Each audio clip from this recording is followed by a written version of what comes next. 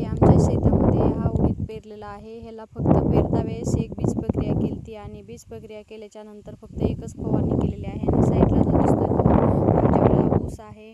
साथीओ, जर तुम्हाला जीवनशैलीमध्ये जीवन बदलायचं असेल तर 100% आयुर्वेदाकडे वळा आणि सेंद्रिय शेती आणि केमिकल मुक्त भारत करायचं असेल तर शेतकऱ्यांनी केलं तरच होऊ शकते. जर शेतकऱ्यांनी जर तो असा हाती घेतला नाही तर काहीच होऊ शकत नाही.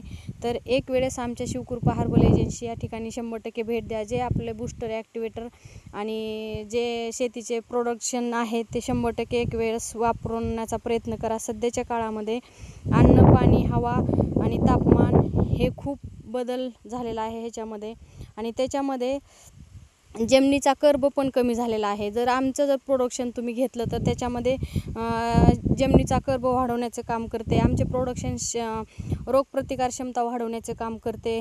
तसेच की जे शेतामध्ये कीटकनाशक पडण्याची शक्यता असते धान्यावरती त्याचा दुर्गंध न होण्याचं काम करते. आणि फक्त एक वेळेस अवश्य भेट द्या आणि प्रत्येक प्रोडक्ट फक्त एक फवारणीसाठी घेऊन या. आणि जर आपली फवारणी केली तर ज्या शेतामध्ये जे धान्य पेरलेलं आहे त्याची झपाट्याने वाढ करण्याचं काम करते. आणि जे शेतामधली जी बुडातली मुळी आहे ते मुळी वाढवण्याचं काम करते.